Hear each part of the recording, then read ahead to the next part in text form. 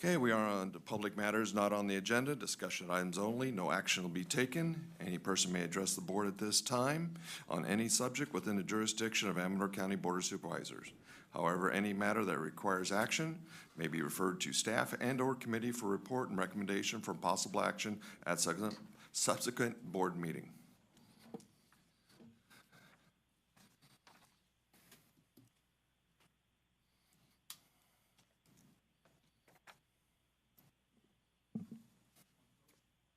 Morning, Bill. Hold on just for a second. Okay. I have a question for county council and some comments for the board. Okay. Question, Greg, has members of the Ione City Council participated in the proposed settlement agreement with the prison warden and the secretary?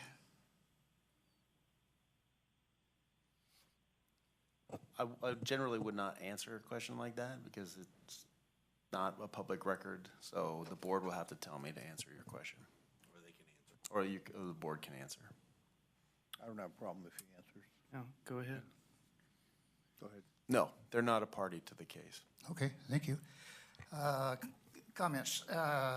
Jeff, our exchange of emails, there was nothing on the Ledger Dispatch about the... We were behind on getting it to them for this Friday, so it'll be in next Friday. Okay, I have a couple of suggestions. Put it in the Ledger Dispatch and the Mountain Merchant because it's free and more people get that than probably do the Dispatch. And run it for all three. You'll have a chance with the timing of the hearing or the meeting. You'll have a chance to have it in the paper and the Mountain Merchant 3 times. So if that doesn't get people attention to get them to show up, I don't know what would. Well, under our legal requirements, we're only going to be going through Ledger Dispatch. So Ledger Dispatch is the newspaper we run through as our per contracted. Okay, well, so it's not a legal requirement, but don't you think it might help get people's attention? Because, like I said, it's a freebie, and not everybody subscribes to the Ledger Dispatch. I understand. Okay. Last comment. I went to the Interfaith Food Bank empty bowl Sunday. I was surprised not to see any of you folks there. Great turnout, and just obviously for a very good cause. So, thank you. Thank you. Okay, we're on approval of, excuse me, anybody on Zoom? I see a hand raised. Go ahead, Mr. Christensen, when you're ready. Hi there, Steve Christensen, Sutter Creek. My question today had to do with the county's plans on creating more EV charger parking spots within the county. I'd like to know what the plan is for the county and which department is it going to be through transportation? Will it be public works? Which department will be responsible for adding EV charging stations? Thank you. I'm going to go ahead and answer that just for the fact that we don't have a department to add EV stations, but the Air District is offering funding to any applicant that would like to put it as a business or in the county. So any applicant would like to ask for our funding just to go through the Amador Air District. As well as cities too. And cities. We've offered it. So. Well, now we opened it. We had it for cities, and now we've opened it up to some businesses. Right. Okay. Any other public matters? Okay.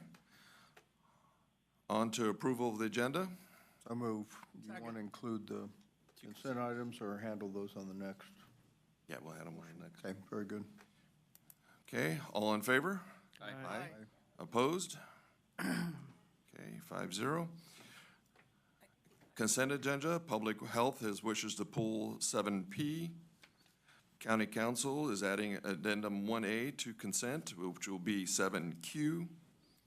Public health is to add addendum 2B to the consent item, and it will be 7R. With that, do I have a motion to approve? So moved. I'll second. Okay. All in favor? Aye. Aye. Opposed? Okay, we're on to regular agenda, 5A, discussion of possible action relative to sending a letter to Amador County Transportation Commission asking for ACTC work with Caltrans to have Caltrans complete the construction phase of the Highway 88 project in Pine Grove. The county has invested significant resources in developing the project to this point and appreciate Caltrans completing the project.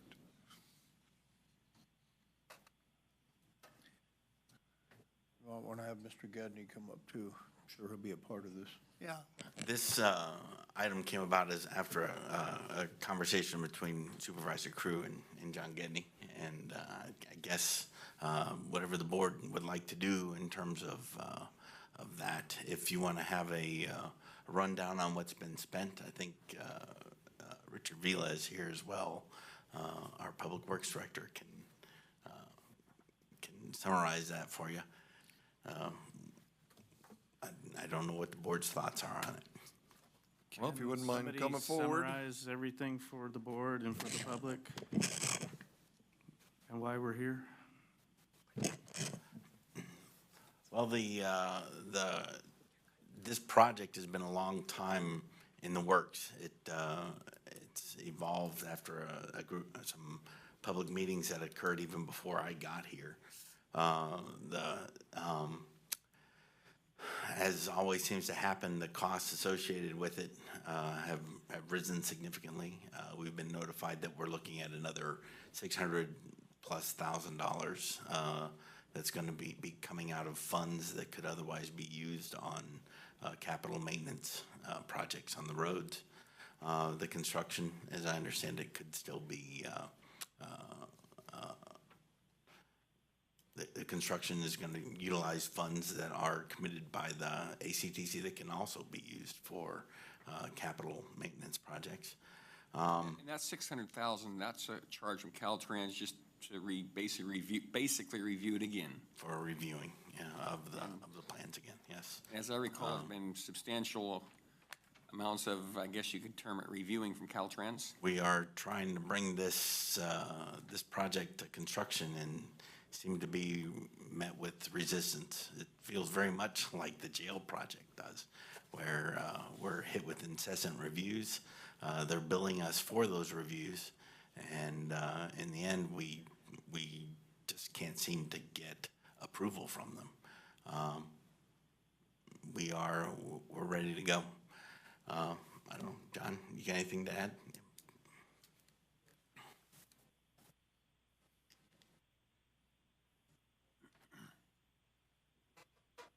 Thank you, Mr. Chair.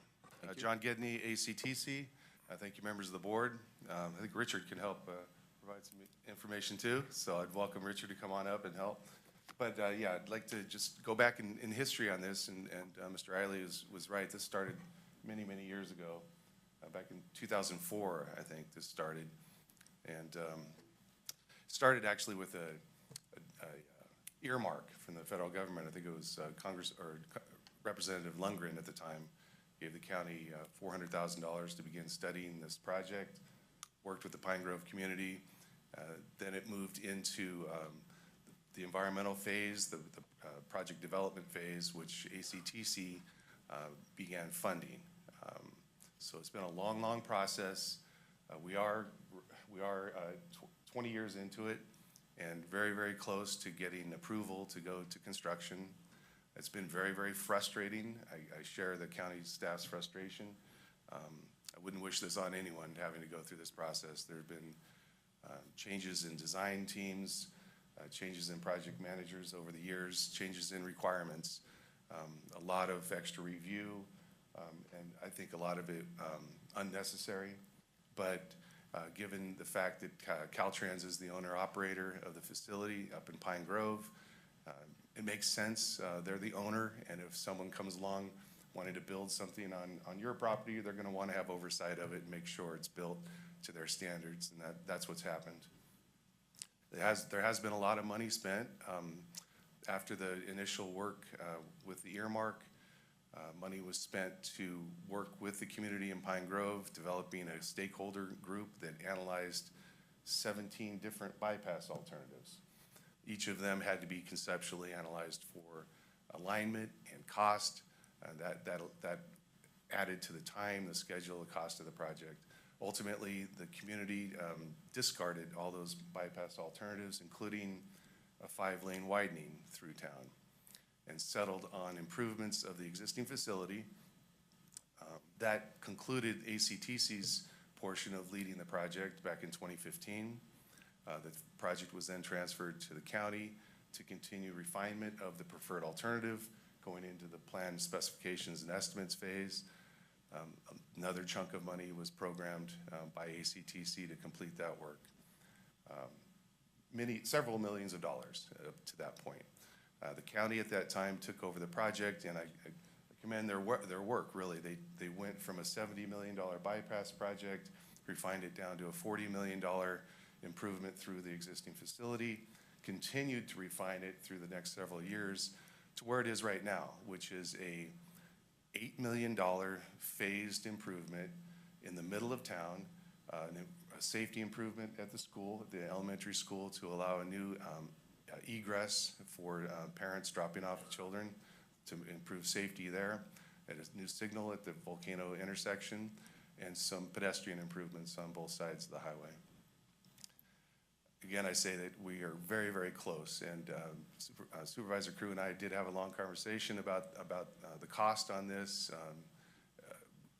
The cost was really related to all that initial work, studying the bypass, so it was a lot of initial project development cost that went into it, and now that it's been pared down by county staff, it's a relatively low-cost construction project, $8 million construction project, ready to go. So we've had conversations with Caltrans, let them know that we're frustrated. Had a response back from them last week, assuring us that there's just a couple of issues left that we need to deal with, and our consultant Matt Brogan from Mark Thomas is on Zoom, and he was willing to help work through this. And I asked him after we got the response from district last week how he felt about it. He thought this was good news and it would get us over the hurdle to them allowing us to receive our request for authorization and allow us to go to construction. Are these couple issues causing the $600,000+ increase? And I need to clarify the $600,000. That was I confused the issue within our conversations, Supervisor Crew. The $600,000 is part of programming amounts that ACTC did provide already in the past that allows for the county. It's actually $600,000 of $1.6 million that the county has available for construction management, and they did solicit proposals for a construction management firm a few weeks ago, and has received some responses. That's where that money would go. It would be for the county to administer the construction management of the project. We had a fairly long conversation about this, Mr. Gedney and I, and you know, in life you come to forks in the road, and in my view, the county, everybody you talk to says we need to get our roads fixed. Picked one. What did we talk about? Martin Lane, Fiddletown Road, in closed session. I've never had one person tell me that we got to improve Highway 88 through Pine Grove. That being said, we took it from shovel ready, and correct me if I'm wrong, to bid construction ready. In my view, that's enough that we did for them, because we've had Snowmageddon, we've had the floods of 23, our roads went from 57 rating down to 39, while they've been figuring out who's gonna be the construction manager. It's a state highway. It really does not improve the county road system at all. So my view is, you've raised the price, it's your project, have Caltrans do it. Now, maybe they don't have the funding and maybe they don't want to do, but it's still a functional road. And you can't say that a lot about the county roads. And our guess was between, and I know there's funds that use it or lose it that might have to stay in there for the stoplight, and the two questions come. The school district is gonna get a big help, it's gonna help their access and egress. Are they paying anything? No. Not only that, I don't know if I've ever seen him come to a meeting on that. No, but that's just one. It's just, we're partners with the guys with $1 billion budget, and we talk in hundreds of thousands. That's a very bad bargaining position. 600,000, say our share's half, they don't care. They probably got that much laying around on desk down there at the office. We're not in a position to be a partner with them. And I think we just need to turn back to, we had a workshop, ACTC, we spent 6 hours. And we refined our goals, policy, and mission statement from 21 pages to 4. And the overriding was that we were going to only spend our local funds on the maintenance of local roads. So this is a good start. I don't know how much we'd get back because there's pots of money, some are committed, but it's in the millions of dollars. And I don't want to save that money. We keep telling the folks we're going to do something about the roads, and we just keep talking about it. And I think this is a perfect chance to show the people that we really do care about the local roads. And you said they're the owner. I mean, I want a new garage. Is everybody gonna come over and build me one? How many, John, have they conceptually agreed to take it back then? No, I've spoke with District Director's Deputy for Project Management, and we've spoken about this in the past, actually. This came up last year. And last year we discussed it, and one of the hiccups would be to have to transfer the designs that have already been prepared from a MicroStation platform to or from AutoCAD platform to a MicroStation. Caltrans uses MicroStation, and our consultant had them developed in AutoCAD. It would be difficult. 4 to 6 months was the estimate to get those plans transferred. Other than that, they have some staffing issues on being able to assign a resident to oversee the construction of it, and thought that maybe that if it were to happen, it would push it out another year, potentially out to next year, if not later. Well, I think it's already pushed out to next year. I mean, we've missed the window of opportunity this year. Right. So, the other complication is that they don't have funds available to just discretionary funds to program to the project. They have what's called a SHOP program that they anticipate their needs out into the future for pavement improvements and operational improvements, safety improvements. And they have a pot of money that their staff programs into 2-year cycles. And it would inevitably be pushed out to a future SHOP cycle. I think 5, that's 6, a weak 7. argument. I mean, they stole our bridge money before to give to Stanislaus when they were over budget. So they can come up with money if they can steal it from some other pot, just like they did to us. So John, let me just ask some questions, okay? What's the $600,000 for? So are we supposed to pay that, or are they? It's not clear. That was an error on my part, Supervisor. So what does that mean? The 600,000 was a number that district staff was asking county staff to program as part of their construction management contract. To pay for the construction manager? And it has already been programmed by ACTC in anticipation of this phase. So why do we need to spend $600,000 on a construction manager? Isn't this like a one-person position? No, it's more like 1.6 million. It's 600,000 is for construction management? It's for the first fiscal year of construction oversight. You're kidding me. No. Oh, Really? Yeah. What do they do? What do we get for our money? Well, I defer to the county on that. They have the proposal out for the management firm.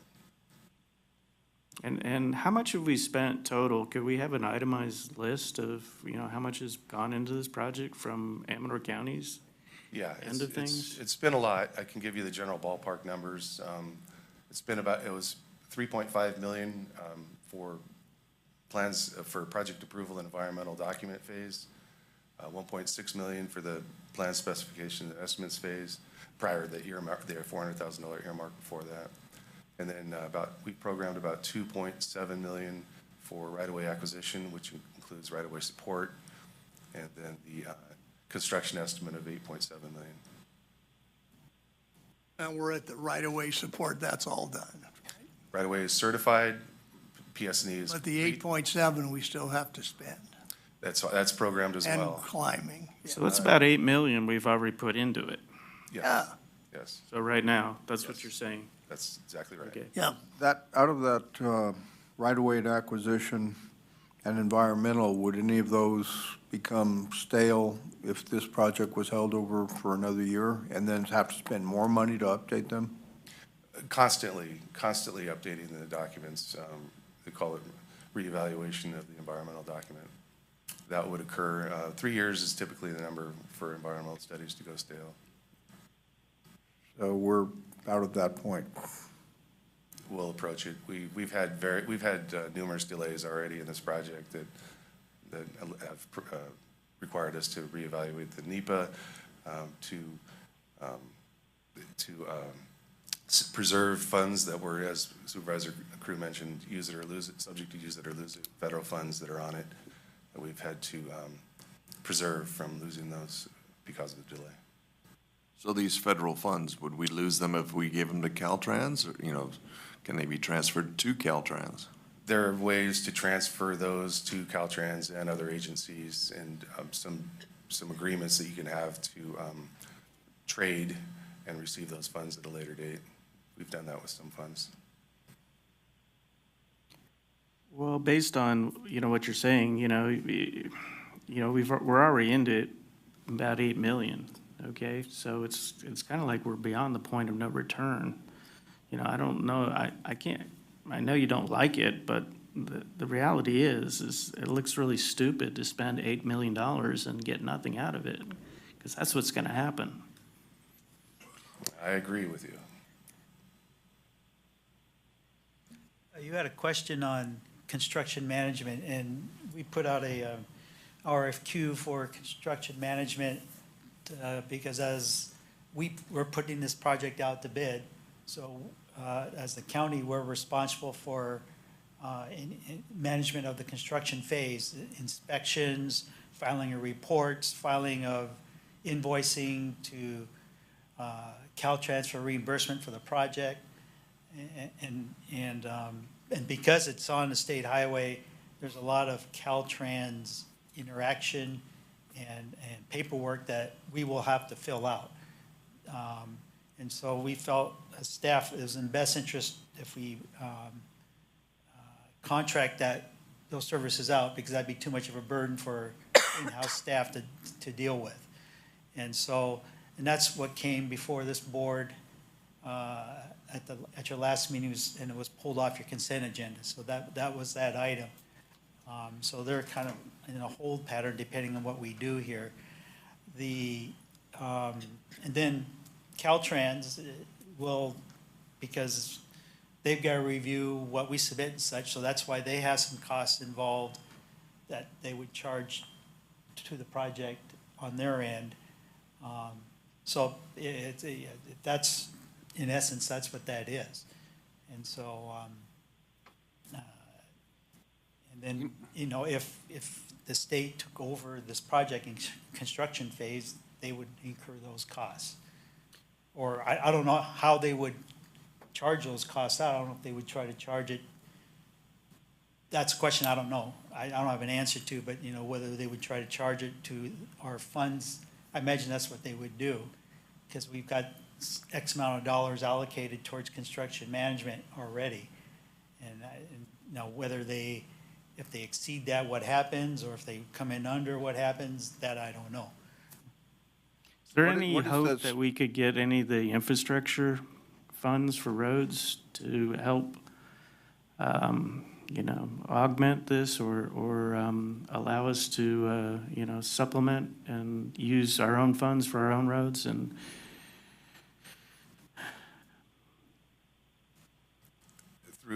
through before it gets that gets clawed back? right, those funds are highly competitive, so we could. But we're ready to go. I mean, right? We are ready to go. I mean, you don't get any more ready than this. Very true. We're almost ready. What is the review they're doing right now then? Is it because of new personnel came on? You know, a lot of it is new personnel coming on. And I don't think we should bear those costs because they have a rollover in personnel that have to come up to speed on this. Absolutely right, and we've made that point, and we're still faced with unprepared staff that come in and replace others. But you've already paid that money, is what you were saying when you first, the $600,000 we're saying, you've already paid that, or is it already coming out of the funds? It's already coming out of our funds, it's programmed. It's It hasn't programmed. been paid yet, but it's programmed out of the funds that our region receives. Okay. Well, it's programmed, but it's kind of a waste of money to having it be reviewed twice. Right, and I think what Mr. Vela is saying too is that if, under the scenario that it would be transferred, that Caltrans would charge to those programmed amounts, and we wouldn't have a cap on their charges. And I think that would be the fear that we have, is that if we transferred construction responsibility to Caltrans, there's inevitably change orders and cost overruns, and they would come back to us asking for more funds to cover that.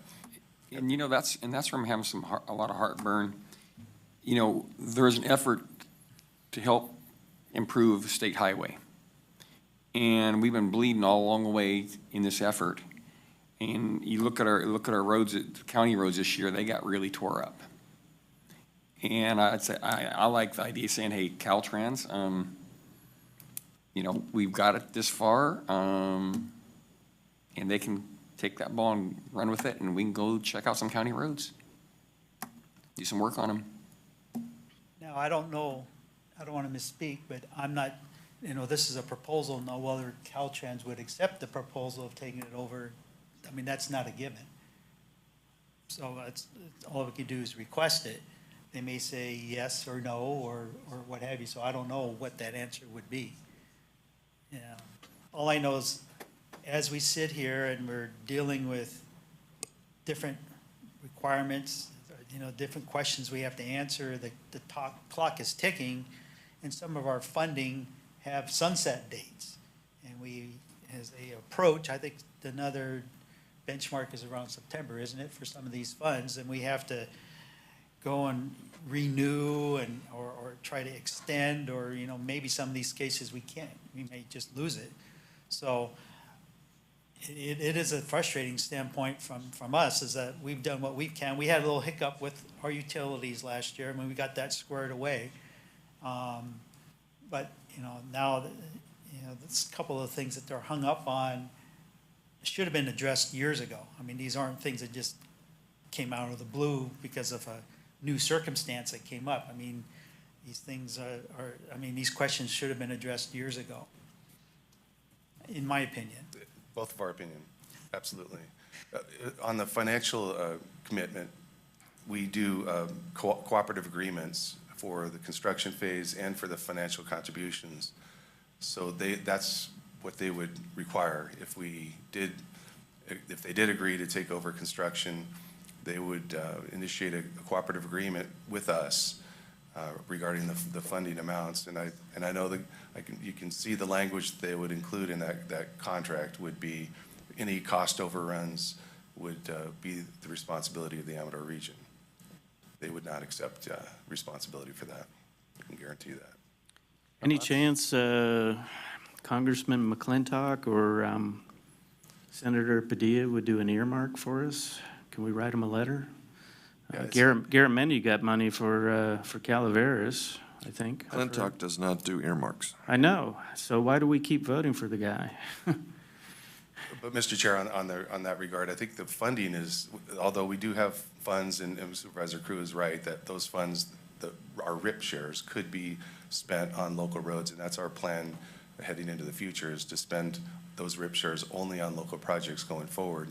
But right now, we have a complete funding package. It's fully funded for the plans that have been developed. What we're having problems with right now is just getting it through the process finally. And as Mr. Vela mentions, these delays are beyond what we expect to happen. Explain the RIP funds, because using acronyms, and there's a lot of people listening that don't know what the acronyms So mean. they're called Regional Improvement Funds. They come out of the state gas tax, SB 1, fully funded the regional improvement shares for all the counties in the state.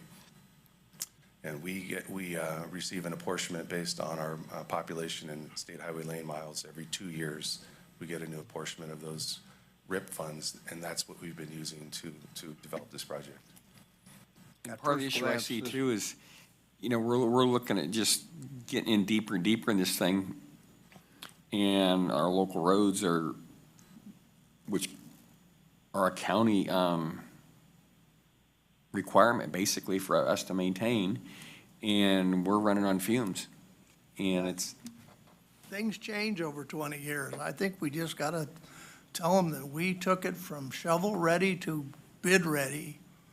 It's your baby now.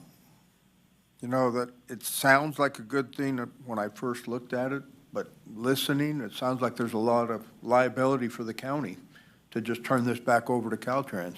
So we're going to take 8 million mistake and throw another 8 million at it? No, I don't think it's gonna be 8. If Caltrans takes it over, it might be, with cost overruns that we would be responsible for, is what I'm hearing. but we don't have to sign that agreement. Or nothing will happen. And, you know, that's the one thing that I will say is that, And the roads function, excuse me, Mr. Chair, the roads functioning just fine. it is functional for everyday driving, but anybody that comes out of the high country on a Memorial, 4th of July, or any other weekend, know that it's a nightmare getting through there. Or Well- on a Friday or Sunday night on a Kirkwood ski, 500 weekend. So I'm hoping some things will change in that aspect too. So it's kind of it's a weird scenario, I will say that. But I think if you look at this project, though, as far as traffic flow, it improved it minimally, if at all, as far as times through. That's a study showed through Pine Grove. But it would allow, the biggest thing that I see is it would allow people out of Volcano to make a left or right-hand turn. Right now, that is, you're peeling out trying to get across that road, You, especially like in the morning right now. you really need a light at Volcano. Well, that's true. Yeah, there's no question that's true. You know, so that's the thing that, It the is a only state part of this highway. whole thing, yes, I would love to give this to Caltrans myself, but as I'm listening to this thing, you know, we're saying if we give it to Caltrans, it may not happen for 4 to 5 more years. That's the thing that scares me. Well, that's probably correct, but I think, but if we're gonna look at that aspect, okay, we've got, what is it, Highway 88 and 104, I think there's issues down there. There's issues all over in state highways. Well, we're not big enough to carry those issues and do them. It's a state highway, it's a Caltrans's responsibility. We should have never done this, so let's stop the bleeding. So whose idea was it? 2004 long was a story. long time ago. I was still in the think military, so you can't blame me. I think it's the wrong way to go at this point, because exactly what you're talking about. That money we're gonna put in the roads in the future, if there's cost overruns, we can manage that. But if there's cost overruns, they're gonna ask us for the money, and we're either gonna give it to them, or we're gonna go into litigation. No, I Not if don't, we wait a minute, part no, ways with no, them. no. We're not going to be involved in this project. We're asking to get out. Now, if we get out of it and there's cost overruns, we are probably the one to bear those costs. No. Is what I'm hearing. Only if we sign an agreement, and we don't have to sign no No, agreement. that's what I'm hearing from Mr. Gedney. Is that correct? That's, Richard, that's typically the way they conduct themselves I mean, when they're. I guess what I would see is if we, in this scenario, if the county, if Caltrans takes it over, we have our $8 million, $8.7 million that we have put together for this, for construction. That gets, we don't get that back, we hand that over because the project's gonna get built and we're funding the construction of the project. So those funds are gone. And I'm assuming, hopefully, you know, if we get good numbers and our estimates are conservative, it can be built within those dollar amounts. If there's, for whatever reason, overruns or something happens, Lord knows what could happen on a construction job, if they need an extra $500,000 to complete the job for whatever reason, I don't think Caltrans is going to fund that. They're going to come back to the local agency because it's a local project, and they're going to ask us for that difference. That's the way I would interpret that. I have a question for both of you, is there a guarantee that Caltrans will even do it? You know, if we gave it back to them and said, this project's shovel-ready, you know, go out and do it, can they just say, no, we're just putting a car down the road and off the way we go? I guess the key, the difference is whether we give it to Caltrans to say, this is not a local project anymore. We are asking you to take it as a Caltrans project Right. from here. That would be one way to look at it versus asking them to complete it as a Exactly. local project. So there's two different ways of looking at it. Caltrans, given the fact that the resistance that we've received, does not see a lot of merit in this project. The fact that they're pushing back on us so hard, everything we try and do, they don't seem to appreciate it. You know, one other thing too is, correct me if I'm wrong, Mr. Eiley or whoever, or Mr. Vila, I think the sidewalks are putting in, and the ones in front by the supermarket, well, grocery market in Pine Grove, I don't see much point to them, and the county's gonna be responsible for maintaining those sidewalks. Well, you know, nothing's gonna get done to those sidewalks just like the rest of the sidewalks in the county. We don't do much maintenance. Well, it's a Caltrans road. I know, I understand that. They're gonna You know- say this is a Caltrans, it's a sidewalk on Caltrans road, it's a liability Caltrans, and they're gonna be telling us, you do this, you do that, this needs to be repaired, that needs to be repaired, and that's how it's gonna be. That was negotiated by a prior public works director, and it was a bad negotiation. Well, and that's why I'm kind of saying, you know, let's kind of let Caltrans be the lead, and they can finish it if they desire. Couldn't we ask for that in that letter to change it from a local project to a Caltrans project? I don't, That would require them to take it on and program it into their SHOP program. Their State Highway Operation Protection Program is their main program where they take their SB1 funds and distribute them throughout the state into the projects they have prioritized. And again, those SHOP cycles have been full all the way out till 2028 so far. In fact, we have a project that they've proposed for a study in Ione, the Shakely intersection at 104 and 124. They've proposed to do a project initiation document, and they've programmed it in the 2028 SHOP. So that project will begin the project development process in 2028. So that's how full they are out into the future.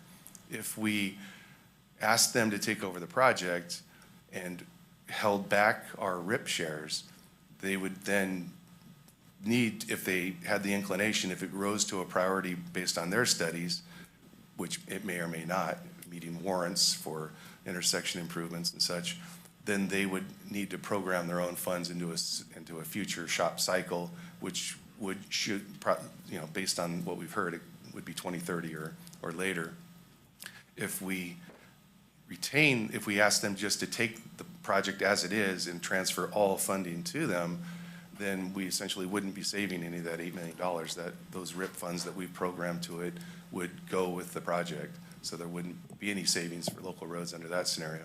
How much are RIP funds again? Is it 8 million? We have 4.8 million of our, Every 4.8 2 million? years. well, we get about between 750,000 and $1 million is kind of the average that we've been receiving annually. Annually, okay.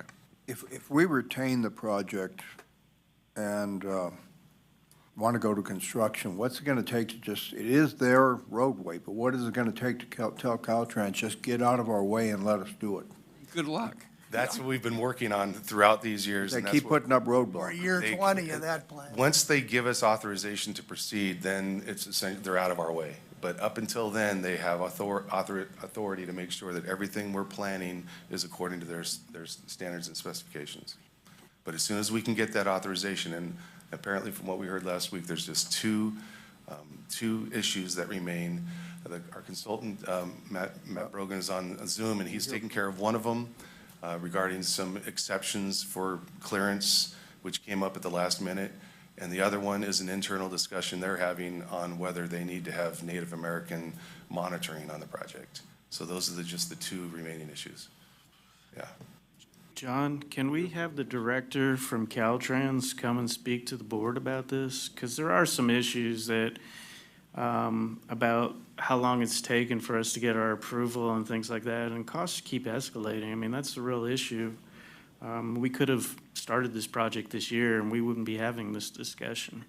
And it seems like it's kind of on them. Also, is there still a way to scale the project back some? Can we just do the intersection at Pine Grove Volcano and leave it at that? Well, we've had discussions about that as well, but the design is locked in stone now. Locked in stone, Once you've hit 100% PS&E on your design, you really don't want to reopen Well, it. do we need the sidewalks all the way down the street? Can't we That just was delete that was included in the design in past years, and Well, I don't think we need it for the intersection. You can do the sidewalks at the intersection, but you don't necessarily have to have them all the way down. Let's go ahead and listen to your project manager talk about the two. Matt? Invite Matt to speak. Yeah, can you hear me, John? Yes. Great. Yeah, so as John alluded to, we're down to two Can you elements. state your name, pending please? Approval. Oh, sorry, Matt Brogan. I'm with Mark Thomas and Company, a design consultant, working with Amador County to finalize the construction documents.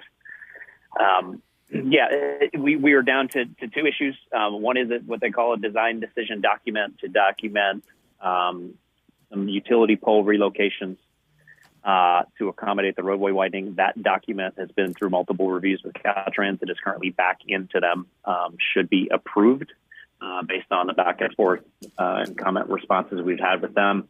And the second one that John alluded to is an internal Caltrans issue related to cultural monitoring for construction. There's been a lot of emails back and forth related to that topic, and that also is in Caltrans court for resolution, and it's something they need to handle internally. Other than those two items, the plan specifications and estimates are all complete. And once we get the funding allocation at the June CPC meeting, we would be ready to go with construction. It sounds like these are items that should take less than a week to get done. So why can't we get Caltrans off the stick on this, off the diamond, and so we can move forward? I mean, this is pretty ridiculous. Yeah. This is pretty typical of Caltrans, though, to tell you the truth.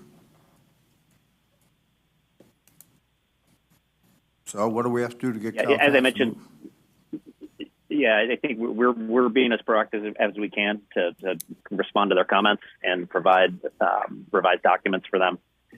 We've been through multiple review cycles, and these last two elements, I mean, in my opinion, are sufficient for approval, but we are contingent on Caltrans actually approving those two items.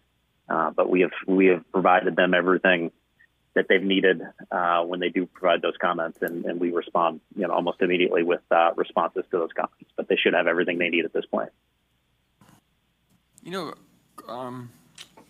Question for Mr. Gedney. If Caltrans was to take this over, some of those sidewalks, like down by that grocery store, if they decide not to put them in, they could probably change the documents a whole lot easier design than we could, I would think. I don't know how to answer that. Well, you don't have to answer me, but it's just a thought I have. Because say also, no. what I also noticed, that big storm we had this year, people were pushing snow all over the place, and if there had been sidewalks there, they'd had a very hard time clearing out for those businesses there, the snow. As it was, they had a lot of area to move snow, clear driveways. Now, do we get snows like this very often? No, we don't. But we do get them on occasion.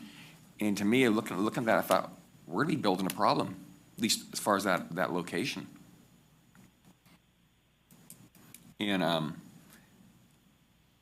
looking at the roads, I mean, we've got this thing quite a ways along. Yeah, I could see where the light is probably the most value in the whole project. And if Caltrans sees there's a problem there, they've got plenty of money to fix it if they want to do it. And I know as far as our the people coming out of Shake Ridge and some of those other roads, I think they'd much rather have some work done on those roads and have an intersection on a state highway fixed. They'd rather have work done in local county roads. Yeah, the only thing I want to add to that is, you recognize that's another 5 years down the road that there might get a light sitting there, and that's the only thing that I have, and I want so much to have more money for our roads. That is just a biggest thing for me, but it's also the fact of, I wish we could have gone back at least 10 years and changed it just to a light, because that's the ultimate thing that needs to be done to this whole project, is just putting a light there.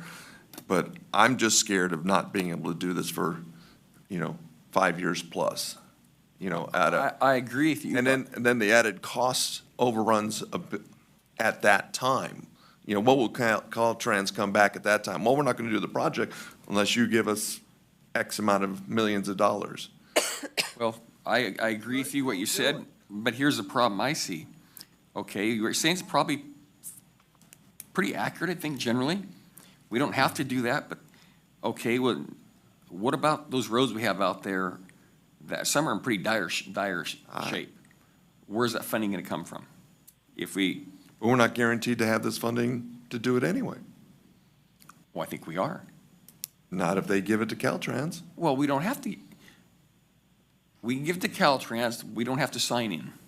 We don't have to buy in. We can say, here it is. I understand, but The that's design is ready. And Here it this letter is. would be the first step to tell them we want to Don't part ways. expect Caltrans to do anything in this county.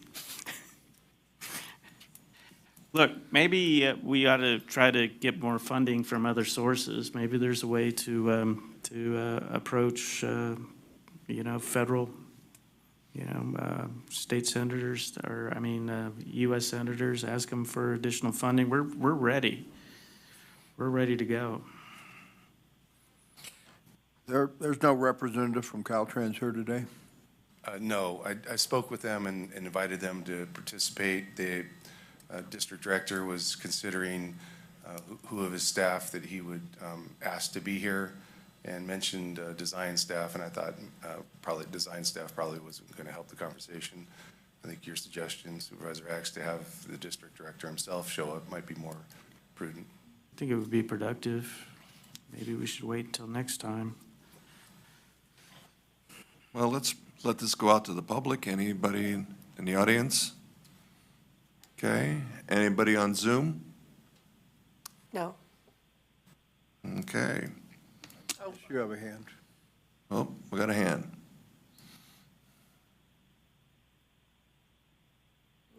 Go ahead, Catherine, when you're ready. Yeah, hi, this is Catherine Evett. I live over on Shake Ridge Road, but I drive through that Pine Grove Volcano Road intersection on 88 frequently. I'd say several times a week. The sight distances are really poor. It's a very dangerous intersection. I've also gotten caught behind, stuck at that intersection trying to make a left to drive down into Volcano, and had to wait for as many as 100 cars to go by on a Sunday afternoon coming down from Kirkwood. So that is a real issue. But also, I just want to remind the county that in the general plan, you envisioned that Pine Grove would become more of a real town and called it a town center. And Caltrans is also obligated to provide multimodal transportation facilities, which include things like sidewalks. And I probably drive through Pine Grove a little bit more than some of you gentlemen do. And right now you have people walking on the road shoulder, riding bicycles on the road shoulder, and children having to walk along the road shoulder. And sidewalks are important, even though they may be inconvenient. Also, regarding the flow of traffic through the town, the point was never to speed up traffic through town. That is what Caltrans wanted to do. What the community group wanted to do was slow the traffic down, which is what's happening on state highways throughout California. They want the traffic to slow down so people will stop and shop, and it's safer for pedestrians and others. So I hope that you'll continue to move this project ahead somehow, especially considering how much money and time has been put into it so far. Thank you. Okay, it's back to the board. So do we put this off and try to get Caltrans to come in and have a conversation? I think we ought to push our consultant to get those last two items resolved so we can move forward.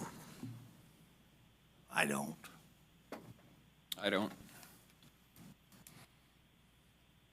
We're just throwing good money after bad, Well, if we stop right now, essentially we've wasted $8 million. but we saved 8 million. I don't think so. I don't know if it's that simple, you know, I think I Caltrans will don't do the know, it's project. not. I and they'll understand take- that. They'll take the money, and they'll expect it. Doing the not- environmental and the right-of-way ate up most of that money. But if we go to the voters and want a half-cent sales tax increase, and they're gonna go back to this, you tried to get out of it and you just went forward because you were afraid of liability, we're never gonna get that. Well, it's the liability and the fact that you've already spent a boatload of money to get this project. Which our share we got it from shovel-ready to construction-ready. That's a significant investment. I think that's our investment Why on a don't- state why don't we- highway. Why don't we Gotta see, remember that, we're just working on a state highway. Supervisor Crew, why don't we invest some time and try to see if we can get some other funding from other sources too, this project's ready to go. They always like to, Well, it's not as if we're short of funding. We have the funding. shh, don't tell them that. And you said we've missed the construction season, so it'll be next year anyway. Pretty much. I'm just, I'd be glad to push it off till 24, but not till 29, 30. That's the only thing that scares me. Don't be scared. Rich, what is the schedule right now? Say we had a Caltrans approval tomorrow. When would we bring it out to bid now, or would we push till next year? Well, I would suggest that we would put it out to bid this year, anticipating construction to begin next year, but get the bidding process done, get the contractor in place, get our construction management in place. And there may be some work that could be done over the winter season, some minor work off-site, off the main line, that could be done. That would be a question that the contractor would be able to answer. But if we were given that direction to go, I would suggest that we push to get a bid out yet this year. Anticipating construction in '24. I'm not sure if it can be all done in one construction season. Maybe if he's starting at the very beginning of the season, he might get it through. There's a couple of constraints, especially when you're working around the school there, that you want to minimize the impact on the activities of the school. I think some of that work, even on the signalization, could be done prior to the end of this construction season. I mean, they're gonna have to do a lot of work with trenching and putting in new lines before they can ever erect the signalization. Right, that's what I'm saying. There is some work that can be done, I would anticipate. That's just my opinion. Has the school put any funding towards this at all? No. Not that I'm aware of, no. But now, that's a question. If Caltrans took this over, would they do any type of priority to help the school out, or they just pull it off? Because it's actually, the original design that I remember was that they're going to be going on to Volcano Pine Grove Road. Correct, yeah, the design is such that the egress out of the school property would be on the Pine Grove Volcano Road. Right. So, but that's not on the Caltrans, so would that be pulled? That's not on the Caltrans right away. Correct. So Right now, it's going onto a county road, it's part of a county project. Would that be pulled from the project? I don't think so. I think if I was wearing Caltrans hat, I would want to minimize the amount of ingress and egress onto the state highway. So if you can push it off onto a county highway, it'd be better. Well, I understand that, but, I've seen how much help we've received from Caltrans during Snowmageddon and everything else. We've got nothing from Caltrans as assistance. So, you know, are they gonna help us at that time? They would need to do that part of the project. It's part of the entire project that's been cleared. Okay. Traffic analysis, environmental analysis, it would be part of the Just, contract. you know. They'd have to apply for an encroachment permit from Richard. Right. So, Mr. Chair, can I make a motion to have Caltrans send their director here to address their board and discuss, further discuss this? I don't think we have enough information anyhow, you know? Do I have a second on that? I'm not gonna second it, because I don't think you need a motion to do it. What's that? Ask him to be here. Okay.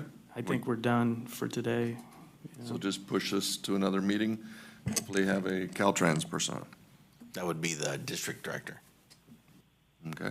And in the meantime, our consultant will continue to try and get those last two goals achieved, correct? Yes, Matt Brogan, correct. We're continuing on with project approvals in the last two documents. We're continuing coordination. I'd be on the phone to them every day. Pretty soon they're gonna get tired of hearing you and get it done. I've tried. Trust me, I'm doing that. If you need some better help, you talk to John Hopkins how to properly do that with state government. Okay, so direction to continue this until another meeting? Yeah, I think that would be appropriate. Okay. Okay, we're going to continue this to another meeting. Thank you, Mr. Chair. Thank you, appreciate it.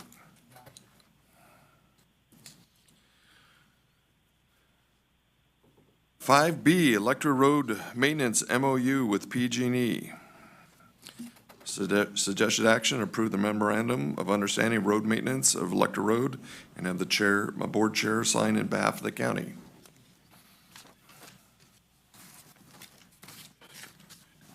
Yes, sir. In your packets, there's a proposed MOU for maintenance on Electra Road. And this has been spurred out of discussions between county staff and PG&E staff. Also, this was discussed at a Public Works Committee meeting in April. And so this is kind of the result of those discussions. In my report, in your packet, this was really brought on from the winter storms we had this last year, where the public works staff, we were really taxed in trying to keep things together throughout the county. And there were issues down on Electra Road that hampered access back to the powerhouse. And PG&E has a real vested interest in their powerhouse, and they have to be able to access it on a 24/7 basis.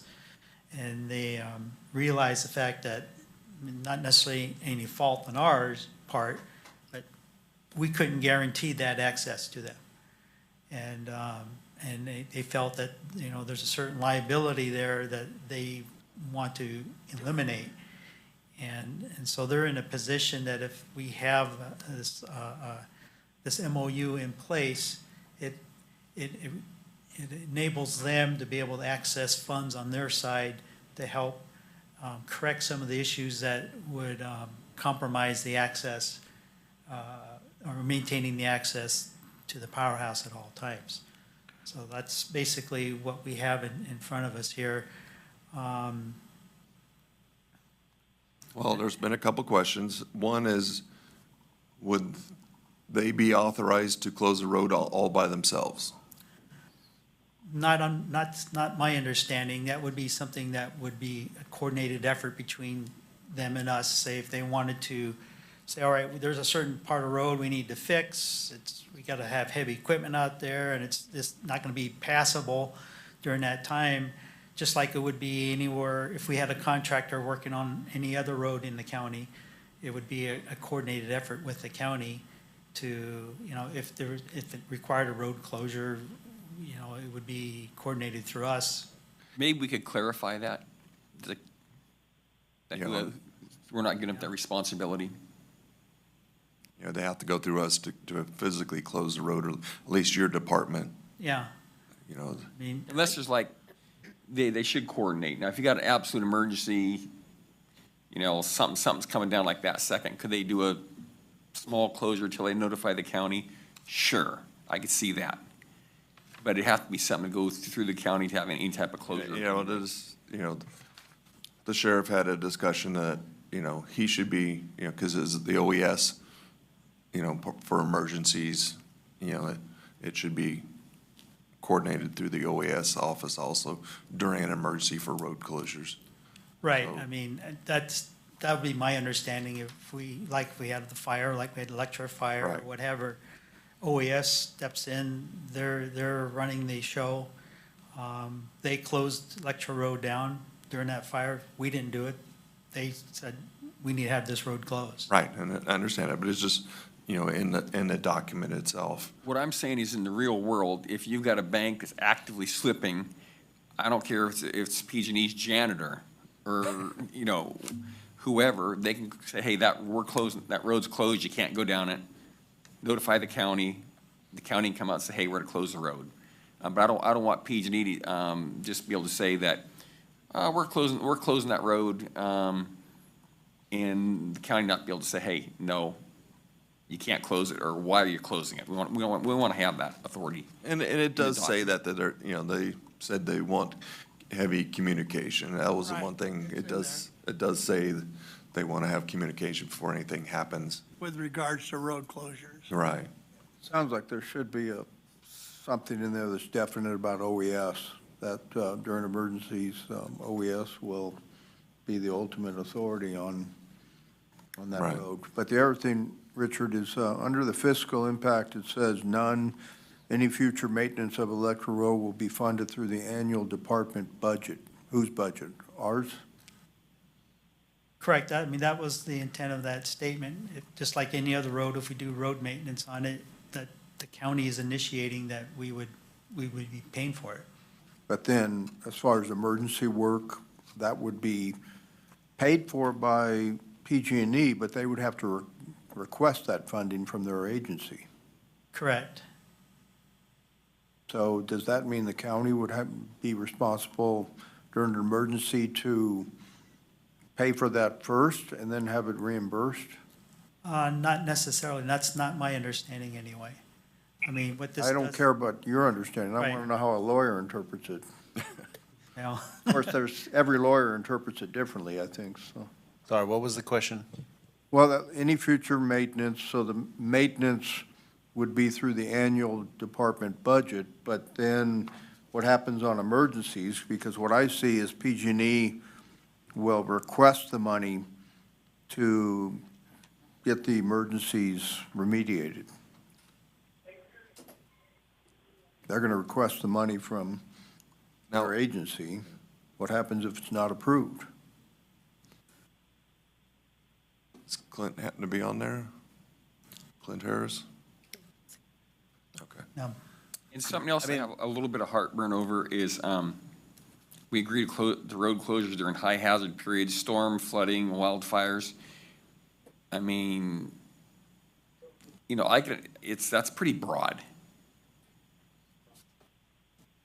Maybe it's a little too broad. I mean, it's one thing if Electra Road's being flooded out, hey, fine. Or if you're having a massive storm when there's just all kinds of stuff happening, okay, fine.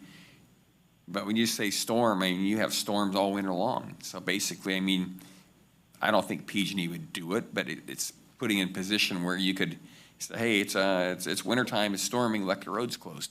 Well, I'd like my question answered. I don't know, because you're reading part of the memo into the agreement. So the memo and the agreement don't connect necessarily. So if it's not in the agreement, you know, I mean, this is a very simple agreement. And to me, which is just trying to facilitate their doing maintenance on the road. Yeah. There's nothing in this agreement that delegates to PG&E any authority to close the road. So in the language that you were reading, Supervisor Anetto, where it says, parties agree during high hazard periods, and then there's those descriptions. If the county doesn't agree that those high hazard periods are met because of whatever the event is, we don't have to close the road. Okay. It's still a public right-of-way, it's still a county road, we're still in control.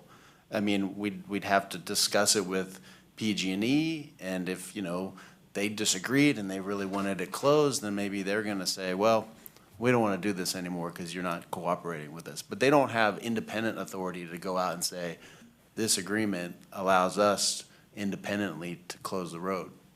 Even during maintenance, right? They have to be doing maintenance, and they would presumably let us know they're doing maintenance. And like the Public Works Director indicated, we would close a road when anyone's doing maintenance on a public road, at least that portion of it. So I don't know. I mean, we can certainly tighten up language if you want, but I think, when I reviewed this, the intent was, just keep it simple. And simple would be nice. And one other thing too, it's not like you're doing a, basically signing an agreement that we're bound to forever. I mean, it's just it's a memorandum of understanding. The county could say, hey, tomorrow we don't like how it's functioning, we're out. Yep. There's no provision that prevents us from terminating it and say, okay, well, thanks for the maintenance you did do. We're gonna take it from here. I mean, it is a county road. And I think that's really something, maybe myself to a certain degree, maybe the board too, I don't know, we're getting into minutia almost. Whereas if it's not working out down the road, we can say, hey, we're done, we're out of here. Because I think overall the agreement is very beneficial to county and even PG&E. So overall, yeah, I support it. Rich, I need to add one thing. When we had our meeting, they said they were going to be taking care of all maintenance, taking care of it. And we weren't going to be funding anything. Now, you just kind of said a little while ago that we would be adding some funding to there. So which way are we going? Well, it's not anticipated that the county would just walk away from Lecture Road and let PG&E maintain 100% of it. I mean, we do have an obligation because it is a public road, and there are other users on the road other than PG&E.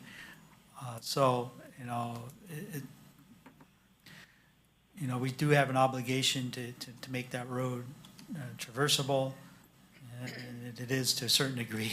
It's pretty rough right now. But that was the whole reasoning behind it, Right. is that, funding for a lot of our roads, the rest of the county is short, as we've had this argument for the last hour. So we were kind of, that was the whole, as we came to the first meeting, was to assist the county, and the PG&E was taking it over. And, we originally were talking about them giving them back the road. They didn't want the road, they just wanted to do the maintaining of the road. Correct. And there are a couple areas where there are some slope slippage on the downslope side of this road that they're very concerned about. And if the slippage goes, they can't get back there. Right. And that's really, quite frankly, that's their focus right now, is to try to mitigate those issues out there. And Is that the first curve that when you first start driving down the road? yeah, if you see Visqueen over the embankment, that's the water off the embankment, and it's at 2 locations.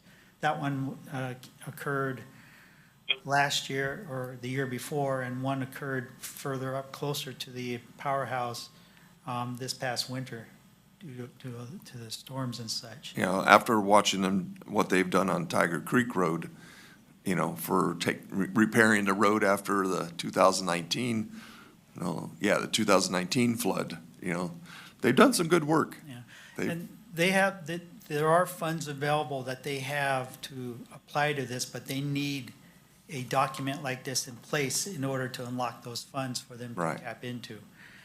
I just don't want them coming out and saying, oh, you need we got to give PG&E X amount of dollars right off the bat. No, That's what I don't want either, is them claiming that we put $100,000 into this, you need to do half it. I mean, No, they never said the that. reason why is because all of us have roads where very few people live, but the roads aren't in great shape, similar to this one.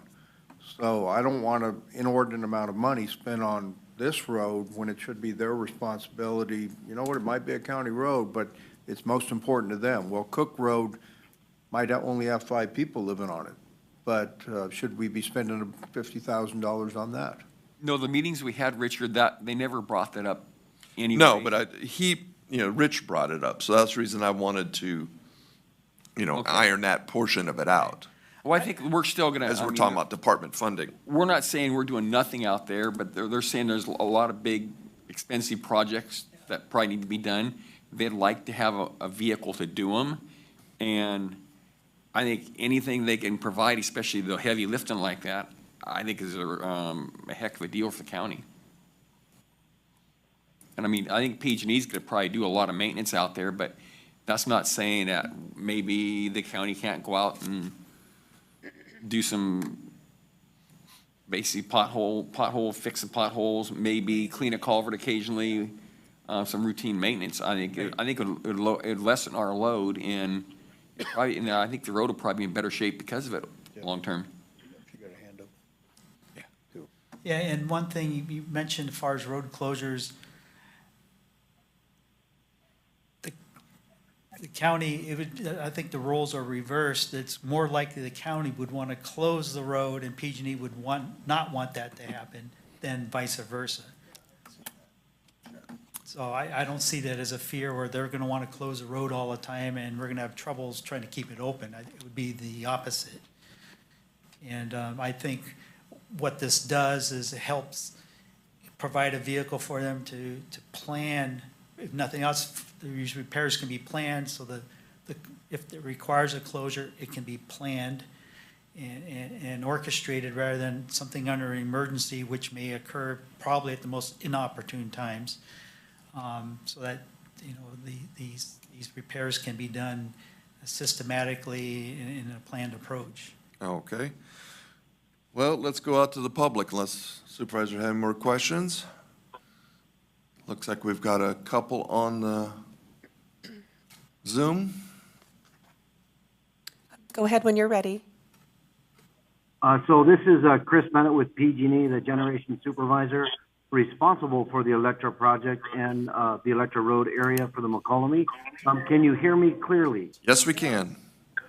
So I apologize. I'm at the Electra Powerhouse right now, so there's some background noise. I apologize for that. So first of all, I'd like to thank Rich Vila for the work that he has put into the letter of agreement for the maintenance and providing us assistance with getting into the Electra Powerhouse during the recent storms. So the first topic I think I could address for the group or for the Board of Supervisors is the closure of the road. So I would be the gentleman responsible for PG&E to initiate a road closure, and that would always be in conjunction with Public Works and the county. The only exception that we talked about in April, where I would close the road with a notification to Public Works and to the OES, would be in a storm condition, in a fire condition, late at night, in the middle of the night when we are responding and we find something that is hazardous to public safety and access in or along the river. We would close the road and then we would immediately contact Public Works and then contact the OES. That was the conversation that we had with Richard and the supervisor here in April. So unless I misunderstood that, that's kind of how that would play out for the road closure. Is there any comments or questions with that? Agreed. Okay. The funding for the emergent work, PG&E is funded for kind of a storm response through their hydro projects. So the funding to make access repairs for PG&E, that's funded every year. I have access to that funding, so I don't have to go beg or borrow money to get access to the powerhouse, to operate the powerhouse for PG&E vehicles. The maintenance agreement, so when we get talking about working on fixing bigger projects like the slides that Richard pointed out, then PG&E would look for funding within the corporation and/or some grant money to do that funding like we're doing right now. The road slippages at the first part of Electra Road are outside of our FERC boundary. So we technically can't spend maintenance money on that unless we have a maintenance agreement with the county, and that's what we're trying to do right now. So I can't guarantee that we're going to do every large project on Electra Road, but the resources are there, and I do have access to navigate through that budgetary process to secure funding to make permanent repairs after we make the initial access repairs. So it's kind of two different funding. So just so everybody's clear, the emergent response I can fund right now. Then the long-term repairs would be something that I would have to secure, but I have those avenues to do that without implicating any kind of a constraint to the county or their funding for the projects that they would work on that road. I thank Are there you. any comments or questions about that? No, I don't think so. I appreciate you Okay. ironing that out. Yeah, thank you. And Rich can get a hold of me anytime. The supervisor, Mr. Oneto, can get a hold of me. If you have any more questions or comments or you want to clean that up a little bit, we can work on that together and get that where it's palatable for you guys and for PG&E and for the public. Appreciate it. Okay, Catherine Evett. First. We're going to go to Brian Jobson next. Oh, I'm sorry. Go ahead, Mr. Jobson, when you're ready. Yeah, this is Brian Jobson. Can you hear me? Yep. Yes. Great. Yeah, I'm board president of the Foothill Conservancy, and we've reviewed the agreement, and some terms in it are overly broad and probably don't reflect the intent of the parties, but I think it's important that they be clarified. In the text of the agreement, under general, 7th bullet down starts out, except to residents and the parties. Parties agree to road closures during all maintenance activities, routine and heavy. We think that's overly broad. Parties agree to road closures during high hazard periods, storms, flooding, wildfires. I think the county needs to have the control over whether the road closes or not and when it reopens. It's important to a lot of the public, recreationists, that the access be maintained as much as possible. So we suggest that we have a bullet first under except to resident that says something along the lines of the parties agree to keep the road open to the public as much as reasonably possible.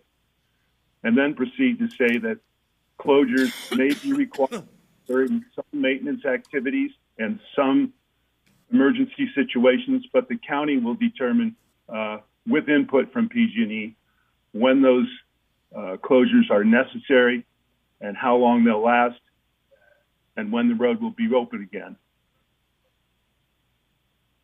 I think that reflects more a recognition that the road is important to recreationists and visitors and fishermen and boaters and picnickers, and we need to speak to that a little bit and have the language in the document reflect the intent of the parties. Thank you.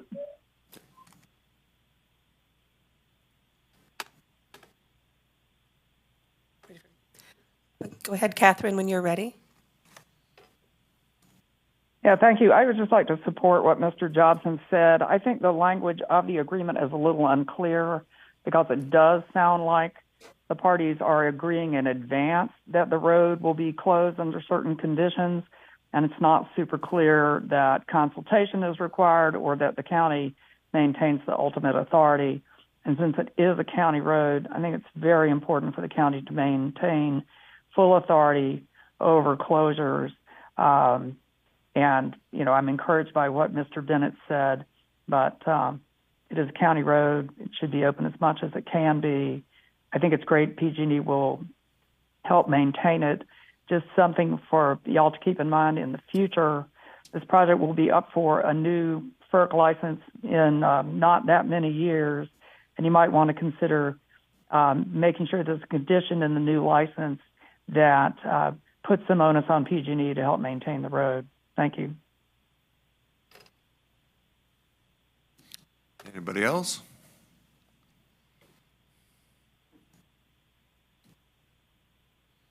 Back to the board. I'd make a motion, we accept the Electra Road Maintenance MOU with PG&E as presented. Under discussion, I think some of the points they brought up are valid. But I think also the deal is this agreement can be changed anytime. It's pretty simple right now. We're going to work together. And if PG&E doesn't play nice in the sandbox, the agreement will go away. So I'll second that motion. Under discussion, County Council, do we need a statement that the county is the ultimate authority on the road?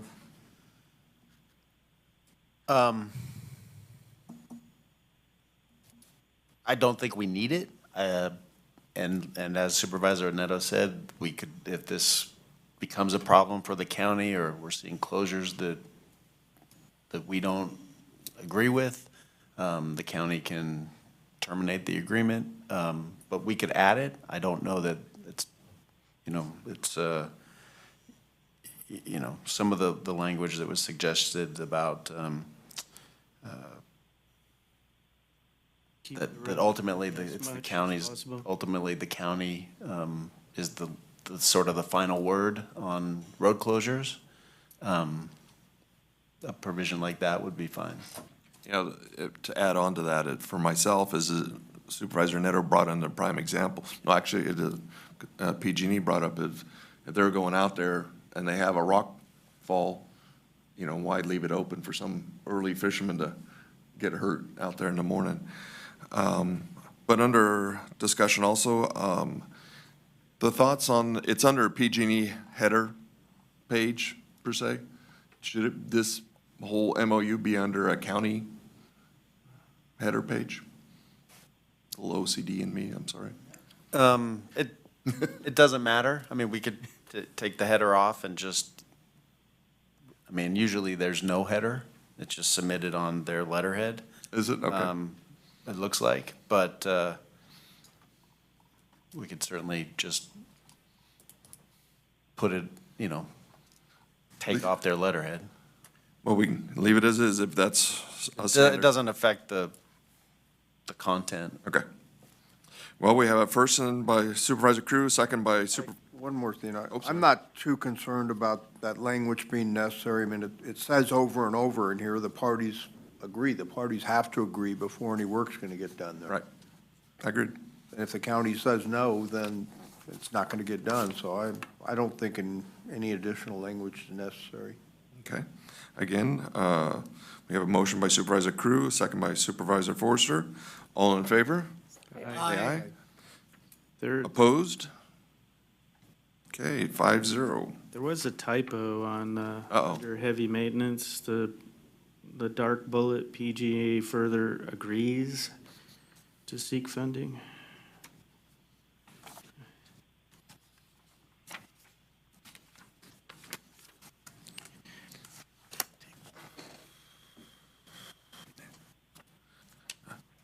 Okay. Actually, so can we get that typo fixed and resent, Rich? We can do that. Okay. Well, it is 10:30. Let's take a quick 10-minute break, and we will go to the public hearings.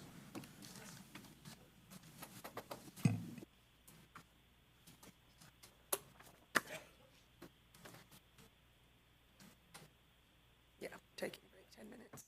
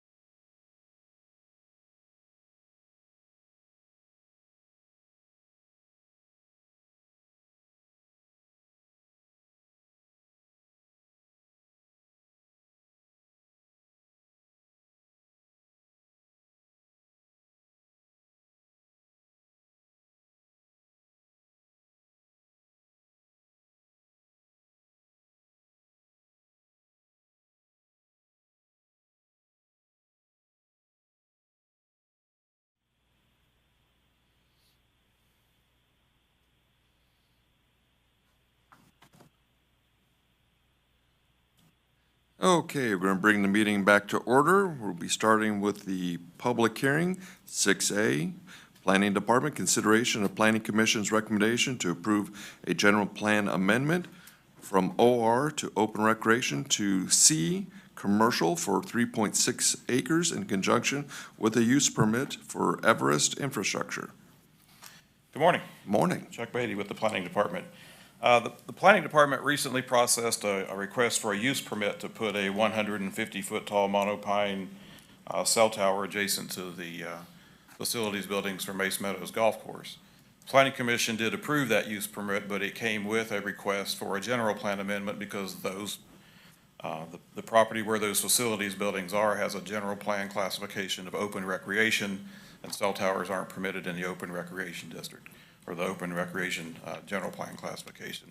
And another issue was the zoning for those parcels where those facility buildings are commercial and highway commercial, and they're not compatible with the open recreation general plan classification either. So the Planning Commission approved the use permit with the caveat that the Board of Supervisors approved of the general plan amendment that would make those parcels consistent with their general plan classification and allow for the use permit for the cell tower to move forward. Any questions? There was, there's no requirement then that if there's ever a forest fire and this makes it through the forest fire, that it be painted white? There is a requirement at the top of it would be painted white, but there's no requirement that it be lighted. Is painting it white really gonna make a difference? If it just makes if that happens? Just makes it stand out, but it's kind of it's a weird. Yeah, I think it was kind of, I'll just say weird, like you said. Didn't make a lot of sense. Yeah, the first time the Planning Commission heard it, there was a request to have it lighted to FAA specs. And eventually the applicant, rather than having that issue go through a separate CEQA analysis, brought it back to the Planning Commission for a decision. That the FAA would need to approve it to be lighted? They did an FAA analysis, and FAA was, well, it's not over 200 feet. It's not close to an airport, so there was no reason for them to request that it be lighted. Part of the issue was that occasionally the golf course is used as a medevac location. Even that's, the official one is several miles to the east, but you know, just because they use it occasionally, they'll land in a highway if they have to for emergency purposes. So the Planning Commission was satisfied with that? Yes. Okay, very good. But conceivably, aren't there trees just as tall as this potentially that a medevac would have to Yes. worry about? So, okay, so. Yes. Question on the, I don't know, 3 some odd acres. If we zone that commercial, can they do anything else they want in that area? The zoning now dictates basically what can go on there, even though the intent, I think, when the general plan was adopted, I think that was an oversight. You've got these 3 acres there with those buildings that didn't get a general plan change at the time. I think it was just an oversight. So is it, like, does it include the parking lot and the buildings? It includes the parking lot and the buildings, yes. Okay. So that's part of the 3 acres that. Correct. Okay. Was there like a diagram of the parcel somewhere? Is it in the PowerPoint presentation part? It is on page 68 of your packet. Okay. You find that map, it's the area shown in the hatched area in the northeast corner.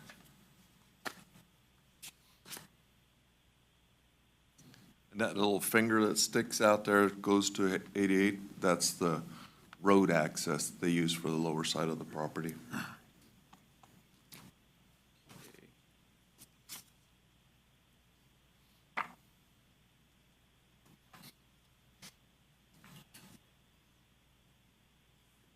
So is it kind of triangular shaped? Is that it?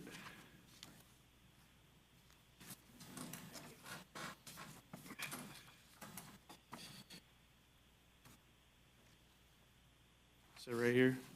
Okay, yeah, that's what I had there. All right, thanks. Really, I guess the real question is probably the zoning of the property, more so than anything, that we're looking at Yes. on this hearing. Yeah, the parcels are already commercial and highway commercial. But their general plan, that's not consistent with their general plan classification of open recreation. Yeah, and so basically, we just gotta make it align with the general plan as far as zoning. That once, if you approve the general plan change to commercial, they'll be consistent. Yeah. And it'll also be consistent with the cell tower code.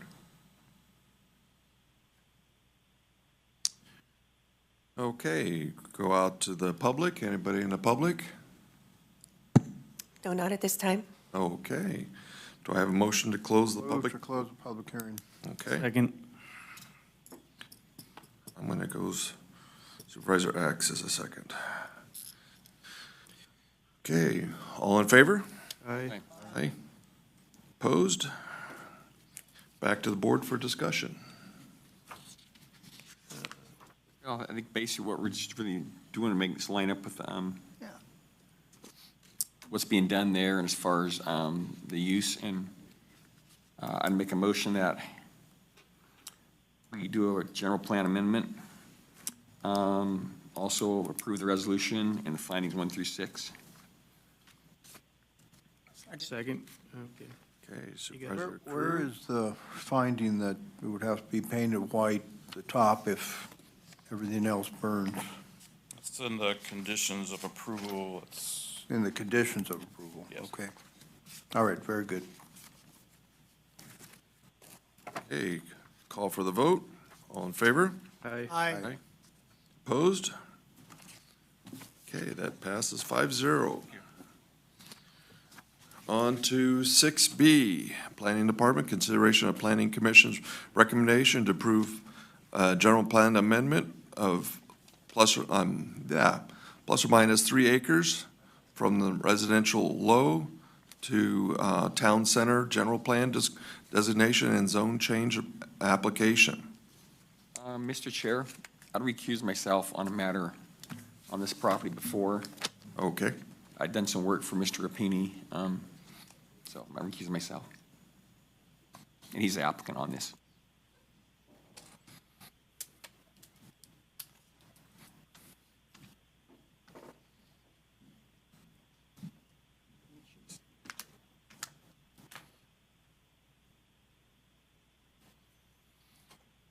Okay.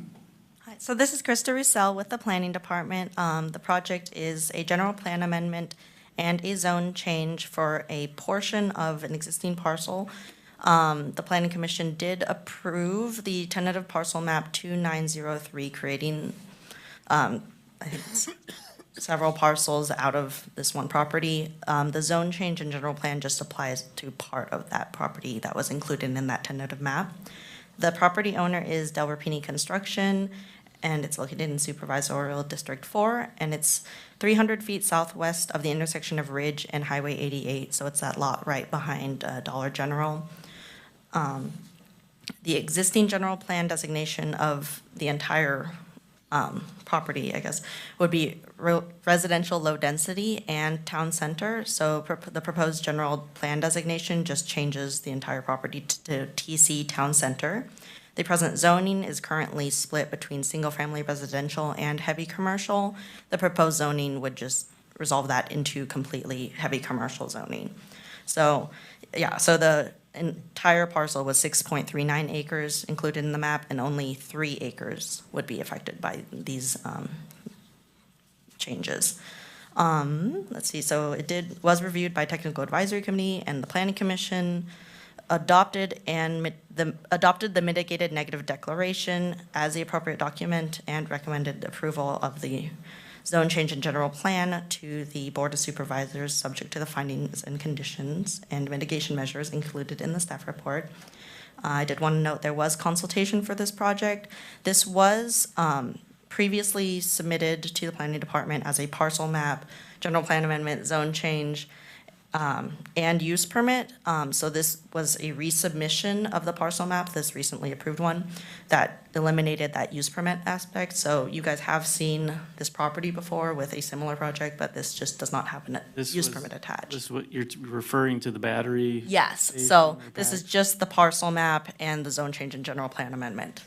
That's this packaged project. Now, as I remember, about that, 3 acres, probably a third of that is just non-usable. It's just a downhill area, on the backside. Yeah, I know that backside is wooded currently, and so the graded area is obviously the more usable portion of it. Right. So the applicant, I see Matt Toma is also here too, representing Dell. So I guess more specific questions can also go to him. But yeah, in general, I would say the front area is more usable total. So if these changes are made, will the applicant now have by right uses to do what we denied in the recent past? I believe it would still require a use permit. The uses would change in that section that was previously residential, but the majority of the site is already commercial. So I would say, yes, it's expanding those uses in that one area, but again, that's the less usable area. So, and it would be eliminating the potential residential uses. Right, I understand that, but So that- heavy industry. I think the answer is no, because we wouldn't have seen a use permit connected to the project last time if they didn't need it. But with this zoning, would they need the use permit anymore? Still for that type of This is the project. same zoning that was proposed in the last project. Everything is the Understood. same. But they still needed a use permit even with that zoning? Yes. Okay, fine. So there are changes in uses between R1 and C2, but that would just take place on that one portion, and the battery storage would require that use. I did briefly speak with the project applicant several months ago, and he said he was going for a zone change, and his feeling is he wanted some businesses to move in there, so. So how many lots are conceivable here? You had a comment letter come in from a neighbor that said up to 10 piecemeal lots? So the parcel map includes 3 lots from that approximately 6-acre parcel, and then there's a boundary line adjustment with one of the adjacent lots on Ridge. I think that's to allow for the easement. I mean, any future division would be a further discretionary action. It would have to be approved separately. So with the general plan amendment, it's not, I would say, really expanding the divisibility of that latter portion at all, because it would still have the minimum requirements and everything, and it would still have to go through the entire process of review if someone were to want to further develop that, so.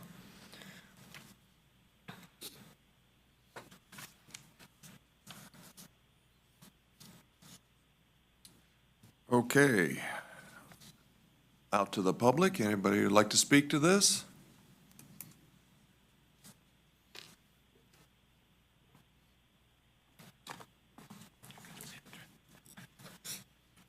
Good morning, Mr. Chairman. My name is Matt Toma here representing Del Rapini on this project. Krista pretty much summed it up. This is a piece of property. It's right there at the corner of Ridge and 88. It's always been commercial. It's gone through two different boundary line adjustments. And I believe that's when he did a residential subdivision next door, that's when this portion of the RL zoning, it was a separate lot. There was a subsequent boundary line adjustment done, I believe it was in 2008, that got rid of that lot. So you ended up with this 6-acre parcel that had a split zoning and general plan on it.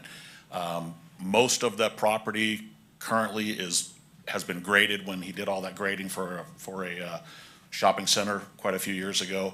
And you're correct, probably a third or more of that RL piece is on a steep hillside. I'm looking at your plot map right now, and I'm like, okay, when it means lines, that means it's going somewhere. So yeah, not a whole lot you can do with it. So the idea was, what Dell's idea was to take it from the shopping center, which he was getting no traction on, not anybody wanting to move in there, to create these 3 smaller, for independent, commercial businesses to come in there, and incorporate the whole site into the town center concept.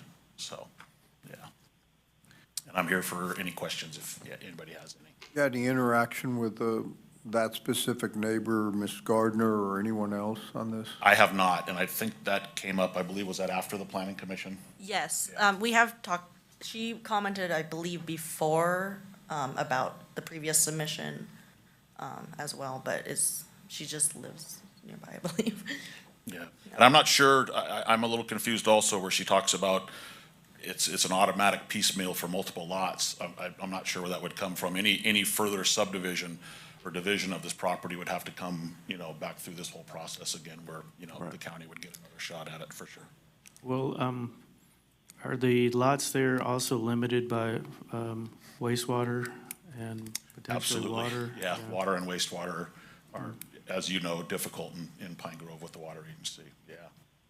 And again, these lots, I believe they show us, they're a couple acres, but probably less than half of the lots are usable.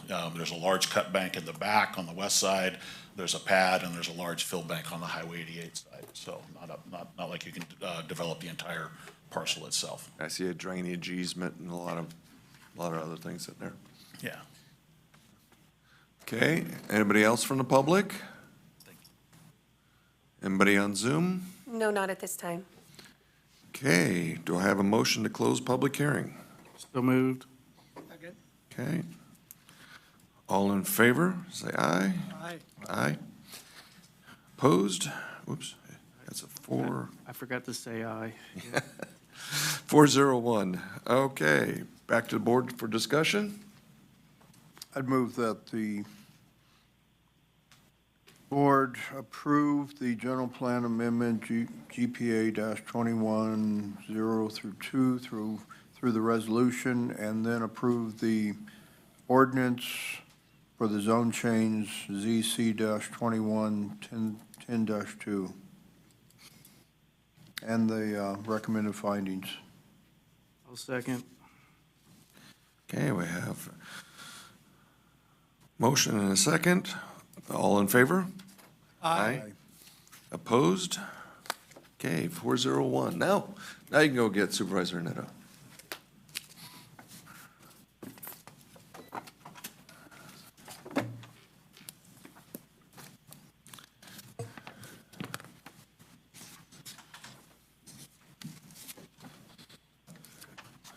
We're on to 5C now.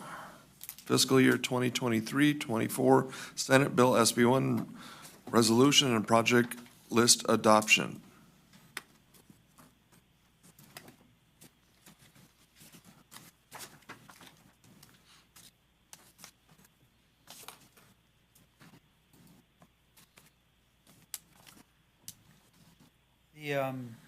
This is an annual exercise that we do for each revenue that we get on each fiscal year. The backbone of this was shown in our budget discussions from the last meeting, as far as how the breakout of the proposed expenditures are proposed to be spent, as far as the major groupings of dollars and such. And so this process here is required through the state law, as far as adopting the plan on an annual basis, through resolution, and showing the project list that we propose to use the fundings for. I don't know if you have any questions, comments? Well, the one I have is, you're saying you're going on striping year 3 of 4 of your program. Is there any way to kind of quantify that on the website as far as so people could look at it, say, hey, my road might be getting a stripe this year, or is there any way of doing that?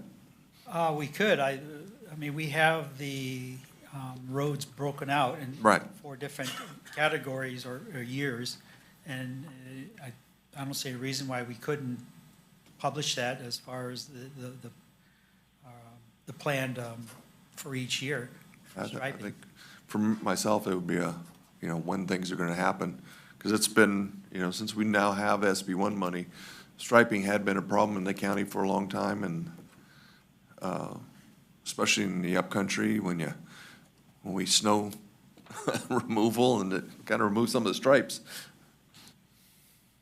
I think this year, probably a lot of stripes got taken off. Actually, speaking about that, I didn't see it unless I missed it.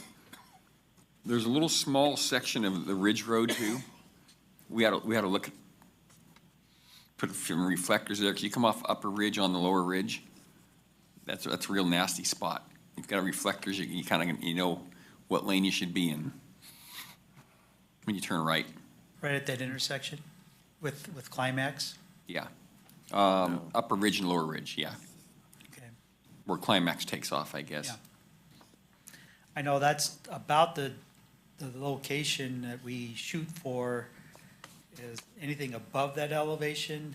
Right. We don't put the markers on because Agreed. they'll just get plowed out. Yeah, there was a lot of snow there this year. Yeah.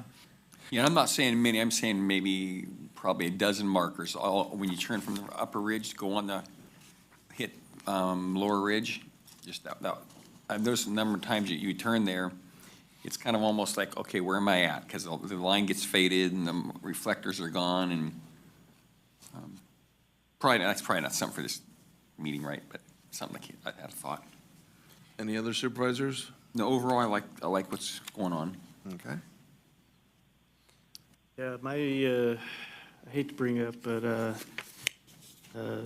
is there a list of speed studies that's ever going to come here? Yes, I'm working on that right now. Okay, great. Okay, anybody from the public? Anybody on Zoom? Nope, not at this time. Okay. Question on Upper Ridge, you haven't seen any movement on that road through these heavy rains? You mean Shake Ridge Road? Shake Ridge, excuse me. No, that's based off a visual. We haven't done any surveying since late last fall as far as measurements, but I've been up there several times and walked it. And there isn't any major issues up there right now. There's a little bit of settlement in the wheel path on the westbound lane, but to me, that's not a issue related to the construction of the improvement that was there. That's probably more of a pavement and pavement base issue than anything else, something we'd see all over the place, actually. Okay, thank you. One thing I'm really happy about too is that we got some money in there for ditching. So. Yep. Yeah, a lot of ditches need to be cleared out. So. Yes, especially after this last winter. Okay, do I have a motion to approve this? I'll make a motion to approve our SB1 list and adopt the resolution for fiscal year 2023, 2024 SB1 Exhibit A project list, and also staff will submit the list and the documentation to Caltrans by July 1st, 2023. Second. All in favor? Aye. Opposed? Okay, 5-0. If I could, just. Yes. I just want to bring you guys up to date on our Shenandoah Road project real quick. We've had a pre-construction meeting with the contractor. They proposed to start work in 2 weeks, the first full week in June. And that project is slated to take about a month to complete. Awesome. So it sounds, in the words of the contractor, this is a normal run-of-the-mill job for them. So hopefully it will be a run-of-the-mill job for them. Yeah, the Caltrans has contracted out to do some hillside work up in 13 Curbs area above Red Corral. And this is the first time I've seen a Caltrans that didn't have a follow-me truck, because the follow-me truck always takes so long, instead they were just using 2 road guys, and it's been a breeze to roll through there. It's been really nice, so. Oh, and one other thing on that Shendor project, as far as traffic, there'll be one-way traffic through the project while construction is occurring during the day. At the end of the day, both lanes will be open for traffic, so. Okay. At nighttime and as well as weekends, so we try to minimize the effect on that area of this project, so. Yeah, just tell them, hey, if you possible, How long just was it don't gonna put a take? follow-me truck. 6 weeks? At the most, it should take only about a month. That's what the contractors indicated. Good. So, Also, you're doing some work out there in Shenandoah School Road, because some people may take that kind of as a bypass. You gonna be brushing it too? we could do that. I know we're working on a spot there where the drainage failed on us over the winter and the pavement was in bad shape, so we're out there this week taking care of that location, but. And while you're doing that, it might be a good time to, probably have the road closed at times, do some brushing maybe. Wouldn't hurt. I'll pass that on. I know what you're talking about. There are a couple locations there where it's a little tight. Yeah. Well, thanks. Okay, we're on to 5D, SB 1383, Local Assistance Grant, budgeted freezer purchase for the Interfaith Food Bank.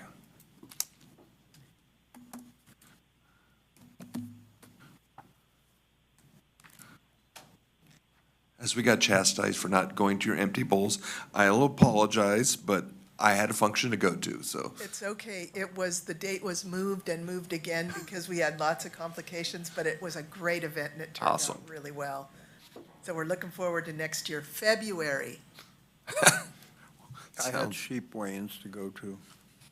Sorry. Good morning. Morning, sir. Jeff Gardner, Director of Solid Waste, with Beth Stanton, the Executive Director of the Interfaith Food Bank. And we have Mary Pitto on Zoom. She is our SB 1383 consultant. The genesis of this freezer purchase is relative to the SB 1383 local assistance grant that we applied for and received for $129,000. In conjunction with Cal Recycle and the passage of the SB 1383 law, we were forced to change our county code and basically become a partner with the state in terms of overseeing the edible food recovery in the county. Fortunately, we only have one organization in the county, Interfaith Food Bank, that's involved with that. Some counties have many, many organizations, so it's made it very easy for us. We worked Mary and Beth have worked diligently in terms of putting together the scope of this freezer purchase. They also worked in conjunction with our program manager at Cal Recycle, the grant manager on this, and we put the specs out.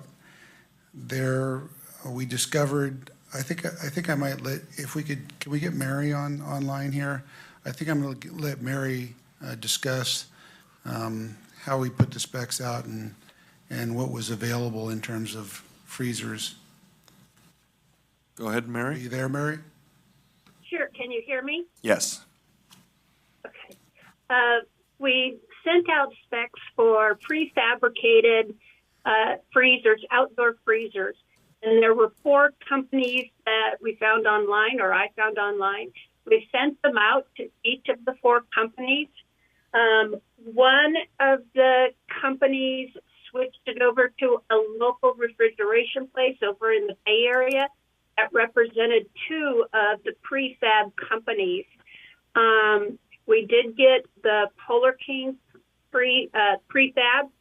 The company out of the Bay Area actually submitted a build on site proposal as opposed to the prefab proposal. And we had also earlier received a build on site proposal from a refrigeration place out of Sacramento that was extremely expensive, and that's when we went to the prefab. So like we did get 3 different quotes, but 2 of them were built on site and only 1 prefab quote came in. The original quote we got from SAC Refrigeration is the company that Beth used for the new unit that they had built a year or two ago? About a year and a half ago. About a year and a half ago. And I didn't use, they were used by Cal Food Logistics, who purchased that refrigerator for us. So in terms of looking at the bids we got, and comparing them, one of the factors about the build on site one that Beth brought up is when they do build on site, they order in all these parts and they have delivered to you, and it's your responsibility to manage those until they can get here and show up and actually build the thing. You have to have the room to store the stuff. 2, you have to be able to secure it, and 3, you're doing it on their time frame. The rest of it, those 2, they're both approximately the same size. The Polar King fiberglass unit is actually a foot higher inside, so you have a little more space in there. Beth brought up after the fact that we didn't want to have shelves in there. She just wants to put pallets in this thing. So we removed the shelving, which dropped the costs on all of them. And other than that, they pretty much have the same types of features because that's what we required in the scope.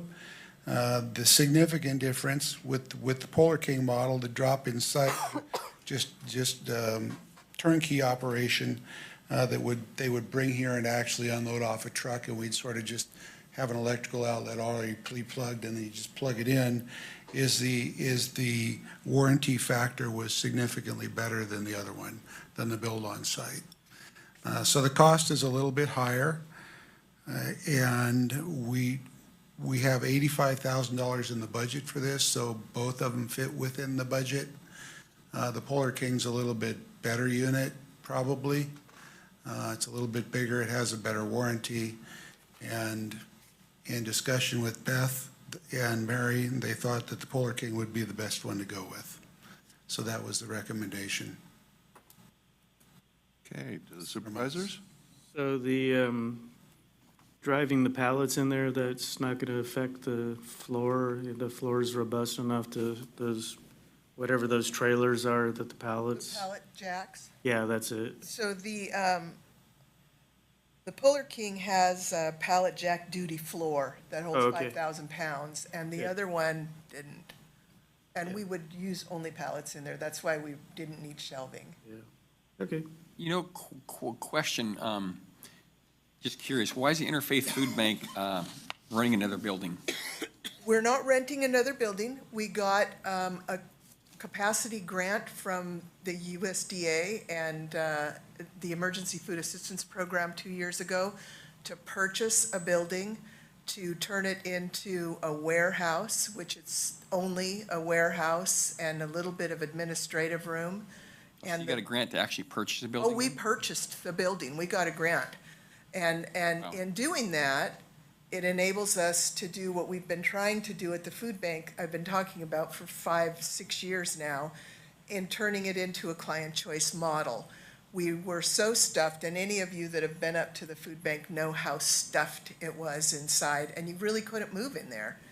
So now we have a warehouse where we can keep our stuff, and we have on site at the food bank on Airport Road, we have the it's almost ready to go, the client choice model, which just enables people to have a little bit of choice in what they get, as opposed to us giving them something with a taped box that says, you know, here, I hope you like this. I'm sorry you're food insecure, but your taste buds don't matter. So it's really a big deal to us to be able to open this client choice pantry, and this offsite storage was key to that.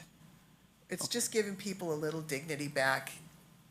It's a bad enough place to be without somebody making it worse. And I think it'll really reduce waste. And Cal Recycle's angle on this is they want to make sure that the county works in conjunction with the food bank to make sure that they have the capacity now that we're in the business of making sure that all the stores that are required to provide excess food to them are actually doing that. Whereas we've added a couple new, like Pine Grove Market, Ione Market, are now in the mix now, whereas they weren't before. And Safeway, Save Mart, and Rayleigh's are no longer in the business of just determining we want to give them this or we want to give them that. Now they have to give them everything they possibly can. So the anticipation is there's going to be more food coming to the food bank over time. At least that's Cal Recycle's anticipation. So they want to make sure in the event that that occurs, that they have the capacity to take this food and distribute it out. So one of the things we were looking at other than the freezer was additional shelving for the site that they got. Beth said they had plenty of shelving, so she could really use another freezer. That was more important, so that's how we got to the choice of getting the freezer. That's what we included in the grant, and that's how we got to here. Now, as I was reading on some new bills that are rolling through, is one of them was getting rid of the best to sell by date on consumable items. Mm-hmm. That was kind of an interesting. So the whole concept of best by dates is really difficult to figure out as it is. Everybody that manufactures something that's perishable or edible has to put a date on it that would be its optimum point of eating. So if you have a can of coffee and it's got a 2-year best by date on it, and you don't see it for 4 years and you open it, it's probably going to be just fine. But it was probably perfect before that best by date. Now maybe it's a little bitter. And then there are some things like baby food that you absolutely have to know when there's an expiration date. Milk is another thing. Anything that's non-perishable, really. And I've said so many times, you just use your senses that God gave you. You look at it, you smell it, you touch it. If it looks good, eat it, taste it. If it doesn't, throw it away. But for us, we were really lucky when this bill came about. I sit on the board still for the California Association of Food Banks. This bill was a monster for most of California's food banks and probably 56 of California's counties, because there was nothing in place. But we've had something in place for a long time, and the grocery stores are very good to us, and they work really well with us. So this, we haven't seen too many changes as far as this goes, simply because we've had a good relationship with them. Okay. Out to the public. Anybody on Zoom? No, not at this time. Move to approve the purchase of the Polar King freezer for Interfaith Food Bank Storage Facility in Jackson per the SB 1383 grant budget. Second. If I could add one more thing, there will be a contract with the food bank. The idea was